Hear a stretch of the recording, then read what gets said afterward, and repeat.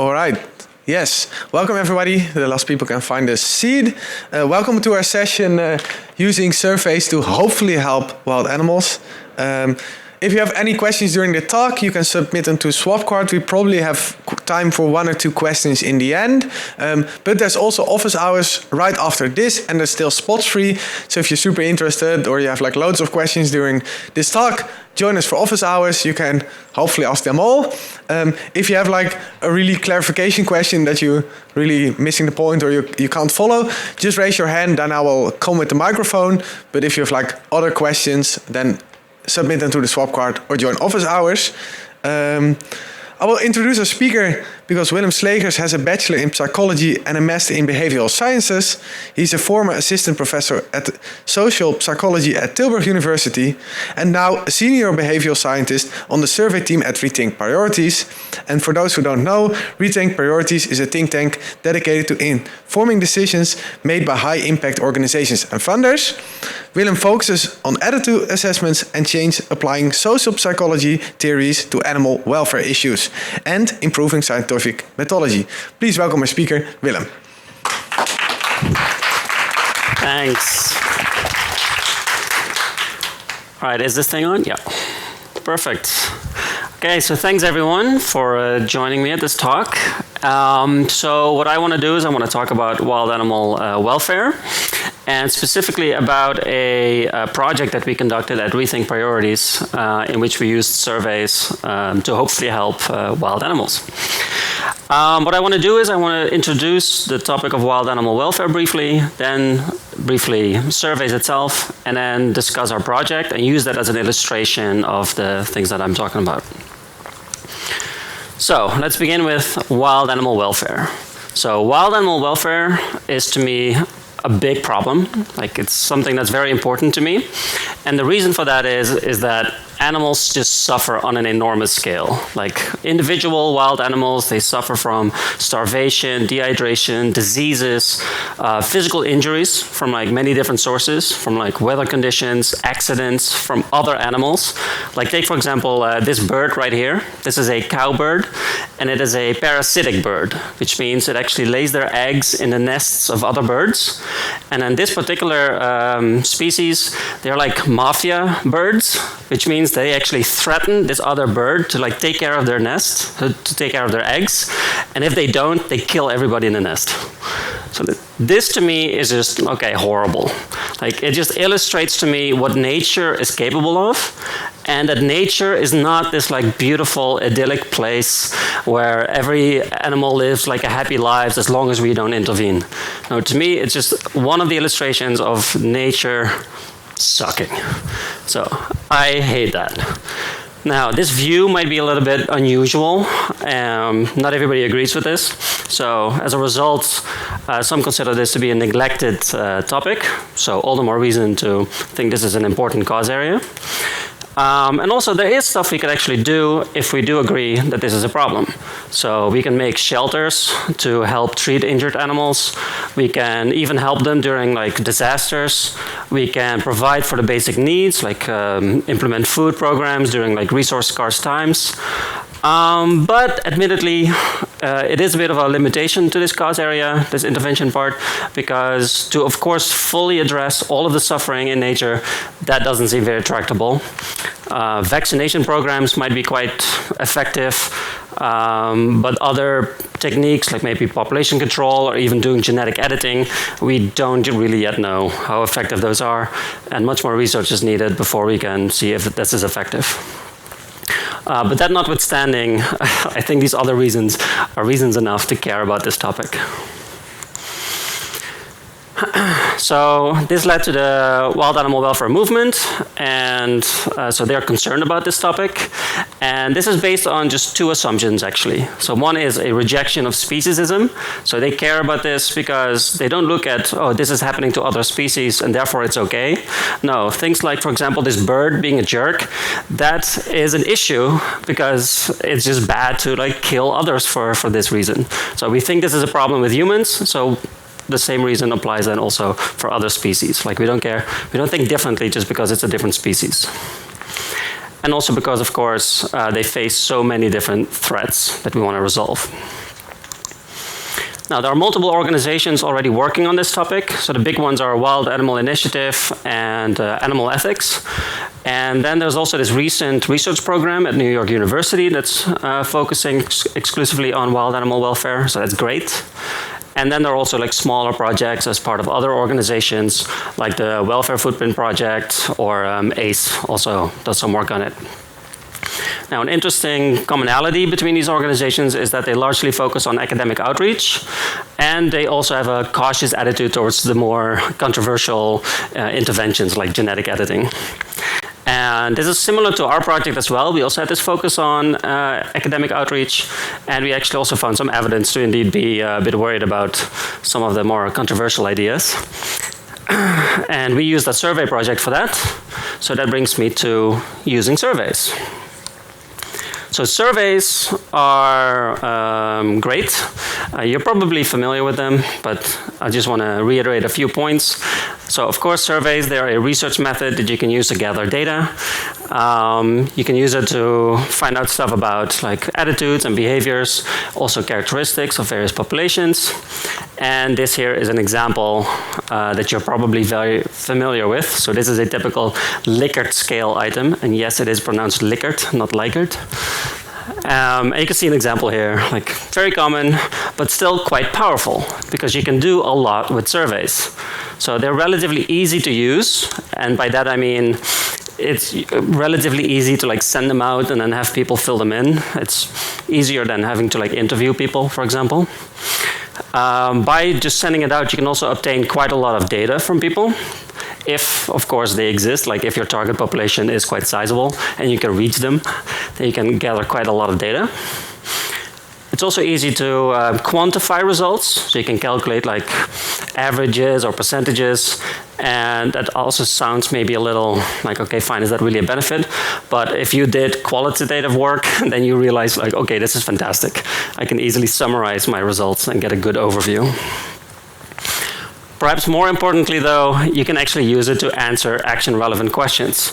So in the context of wild animal welfare, we can ask questions to people about, do you care about wild animal suffering? What kind of interventions do you think are okay to do? What do you think about nature? Do you think it's this idyllic place where wild animals live happy lives? So we can figure that out because we don't actually know to what extent this is true of various populations. And then finally, surveys are also used in academic research, either as individual items or as collections of items, and then it's usually called a scale.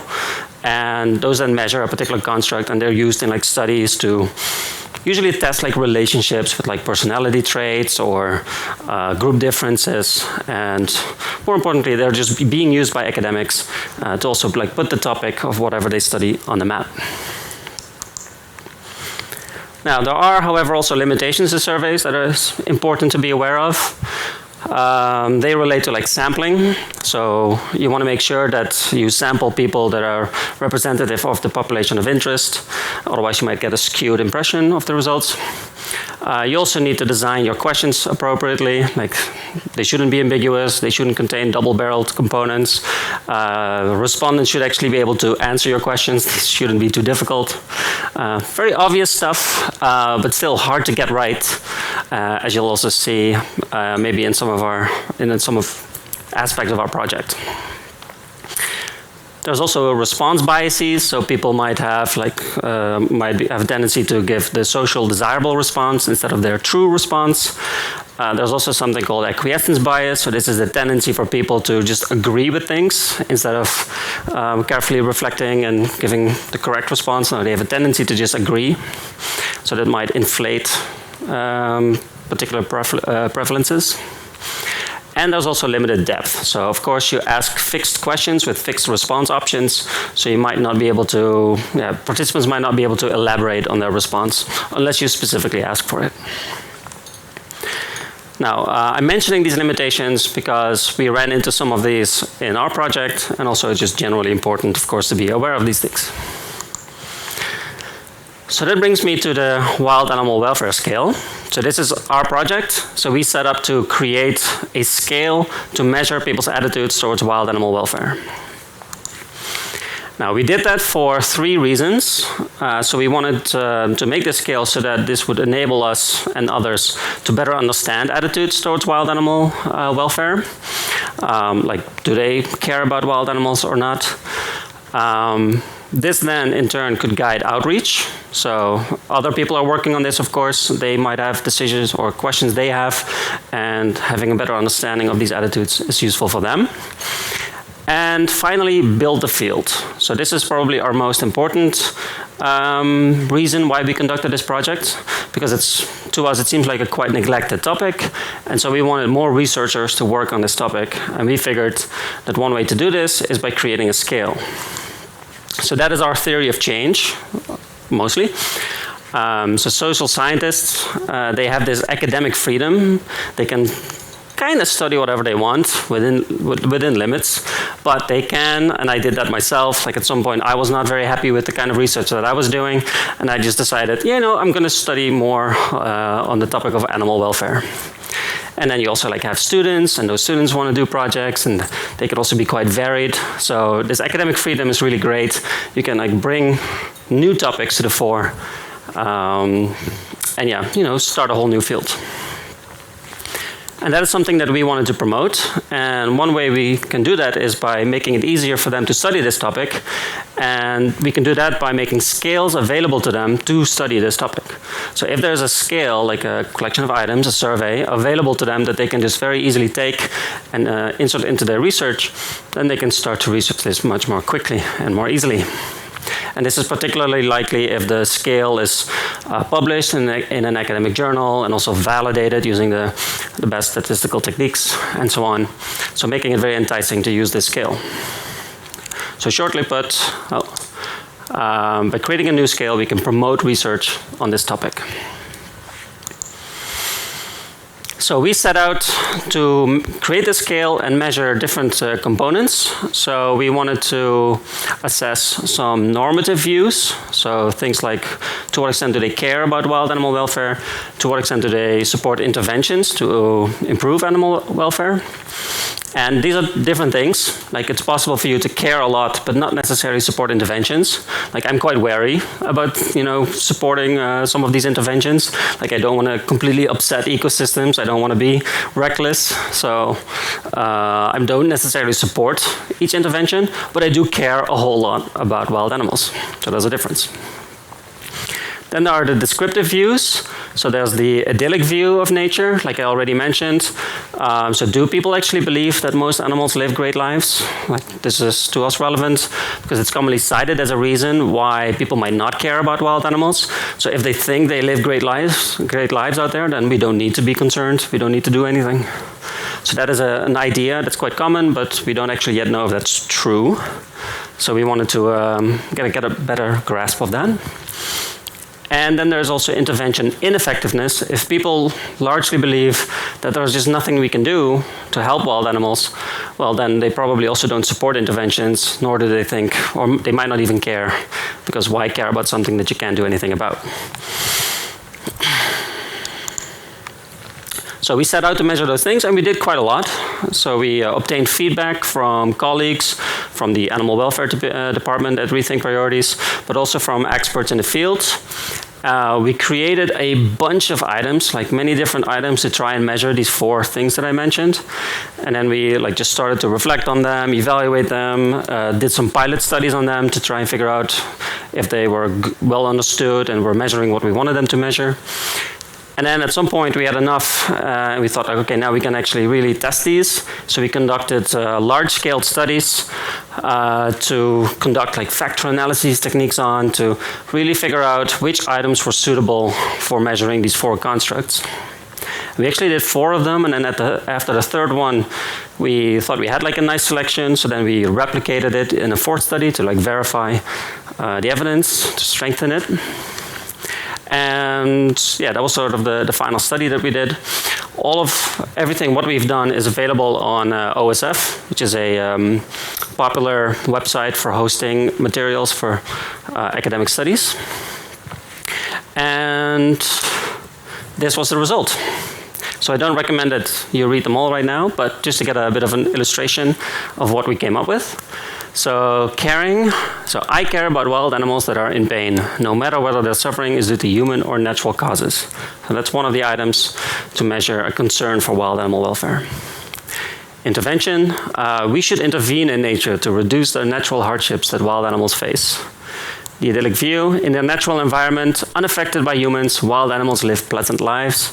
And finally, ecosystems are too complex to predict the outcomes of efforts aimed at improving the lives of wild animals.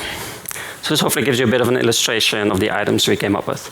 And maybe I should also clarify, so these are not so much questions, they're statements. And of course we ask people to what extent do they agree or disagree with these statements.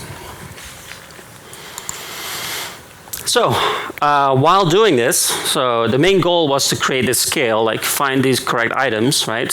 But as a result, we actually got results. And I think some of them are quite interesting to mention to you. So I made a selection of results that I think are worth sharing with you. So let's go over them. The first one being, respondents seem to actually care about wild animals. So that's kind of great, I'd say. So here was one of the items. I care about wild animals that are in pain, no matter whether their suffering is due to human or natural causes. And we have like a lot of agreement with that. And it's interesting to think about what this means or whether this is surprising or not. On the one hand, it's nice to see that people care, and I was also under the impression that a lot of people care about animals. So in that sense, it's not surprising. But the way we often talk about wild animal welfare, this does seem surprising because we think it's such a neglected topic and that people don't care, that they just want to leave them alone, and or like nature is supposed to do its thing, even if it's horrible. But not really true. People do seem to care, even when it's due to natural causes. People also seem to support interventions, at least some of them. So we asked people about whether they support or oppose very specific interventions, like, do you think we should provide for the basic needs of wild animals? Do you think we should implement vaccination programs and treat sick animals? And you can see here there's quite some support for these kinds of interventions. For other interventions, like should we genetically engineer animals and change who they are so that we can turn predators into herbivores, less support for that kind of technique. And that, of course, makes some sense, although we didn't ask people why they supported or did not support some of these interventions. But it probably has something to do with the scale. This is on a much larger scale. And of course, also just the specific notion of changing predators, for example, is just much more weirder and not well understood. So it makes sense to not support some of these interventions. But I was pleased to see that for others, people actually do care. What we also found was that our items used to assess whether they care about wild animals also predicted whether they would donate to a wild animal charity. So we gave people a bonus, a little bit of extra money for participating in the study. And then we asked them, hey, would you like to donate this or do you want to keep it for yourself? And they could donate it to the Malaria Consortium, to the Humane League, or to the Wild Animal Initiative. And as you can see in this graph right here, this blue line is the Wild Animal Initiative. So did they donate to the Wild Animal Initiative? And here on the x-axis, you see caring about wild animals. So the more they cared about wild animals, the more likely they were to donate it to the Wild Animal Initiative. We really like this result because it shows it's not just them reporting it as a social desirable response. No, they were actually willing to also lose a little bit of money as a result of it. So that it's sort of an extra validation check on our results. Then here we have another result. This one's about the idyllic view of nature. So again, the idea was that if people believe that nature is this beautiful, great place, then maybe they should care less about wild animals. So that actually predicts a sort of negative relationship, but instead we find a slightly positive relationship. So the more people have this view that nature is this great, beautiful place, the more they actually cared about wild animals, and also the more they supported interventions. Not very strong effects, but slightly positive, instead of the predicted negative relationship. So this one was interesting to us as well because, again, like it's such a common notion that, oh, people don't care because of the idyllic view of nature, but we don't see that in this data. Then finally, this one's probably the most esoteric, most difficult to understand. So it's more just of an illustration. So this whole goal is to validate our scale, which means we run the proper statistical techniques to show that our items indeed measure these different constructs that we came up with. So these items right here, they should be measuring this, but not this or that. And you can sort of test this using statistical techniques. And we did that, and it all worked out, so that's great. But more importantly, what we did was we used techniques that are not actually that common in the literature, because the techniques that are common in the literature are actually kind of silly sometimes. Like they're actually misapplied, they're not used in the appropriate context, and it's actually insane to me that in a scientific field, a lot of people actually get it wrong. And the meta implication of that is that it's actually just hard to do these kinds of projects because you cannot just like look at the literature, oh, let me just take one of the studies where they did what we want to do and just copy what they did. No, you really have to delve into this topic. You have to, be an expert to do this well. Even academics make mistakes. So, in conclusion, so we created this scale. We had 3 goals. We wanted to better understand, support, or opposition to wild animal welfare. We found some results pertaining to this, like we found generally high support for helping wild animals. We also wanted this to guide outreach. We found some like support for some interventions, but not so much for others. So we also I previously mentioned that some of the WA organizations were avoiding the more controversial interventions, and based on our results, that's a good idea. But we also wanted to build the field. So to that effect, we've already been hard at work to do this. We've presented our work at various conferences, at various research group meetings. So RECAP is a research group focused on doing animal welfare research. Presented the results there at the Animal Advocacy Conference, Fauna Connections, at the Global Priorities Institute, and also another upcoming conference. Our preprint is already out, and it's available for people to check out the details of what we've done. We also have written a blog post on our results, and we're currently working on getting it published. Just need a few more tweaks, and we are submitting it to a journal, hopefully next week, which probably means it will be published like months from now. Super slow process. But we're hard at work to get this into the hands of researchers so that they can start using our scale. Now, I do also want to emphasize that designing surveys is hard. So they have great benefits, like I mentioned, but they're not easy to create, and it's just really easy to run into limitations, particularly so with difficult topics like wild animal welfare. So we ran into some problems with this for some of our items where we just asked people about, hey, do you care about wild animals? They were like, yes, of course, because we're screwing them over. Like they immediately jumped to the reason that wild animals have a tough time is because of humans and not because of nature. So we really have to clarify in our items, no, we're also talking about nature, independent of what humans are doing. And of course, we also received comments from respondents saying like, okay, fine, I have this, maybe this general opinion, but of course it depends on the specific species. Some animals can experience pain and suffering, other animals maybe not. So obviously this is a very complicated topic, and it's hard to like aggregate across all of these species. So yeah, it's hard to like come up with the right questions to make it clear that we're talking about like a general attitude. And of course also validating these scales using the proper statistical techniques is also quite challenging, like I mentioned. But we think we made it work, thanks in part to my colleagues, David Moss, David Reinstein, Will McAuliffe, and Daniela Waldhorn. And also, of course, thank you for your attention, listening to me here. If you have any questions, feel free to ask them now or during the office hours. That's up next. Thanks. Thank you.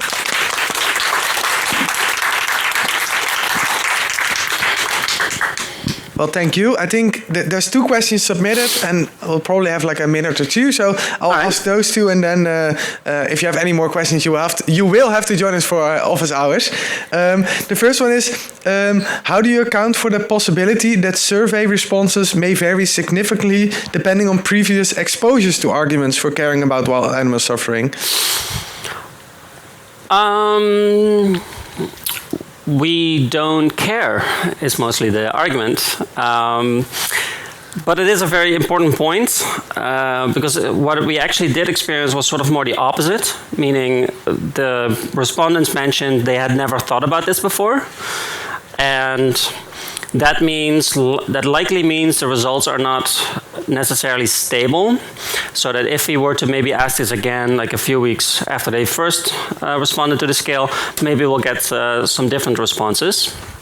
But that's okay, or like that's maybe a limitation to our results in that we don't yet know whether this might change. But that's also then a research question for another time. Like, we have the scale. We think the scale is fine, so we can use this to measure changes in attitudes. So in that sense, I'm saying it's not a problem.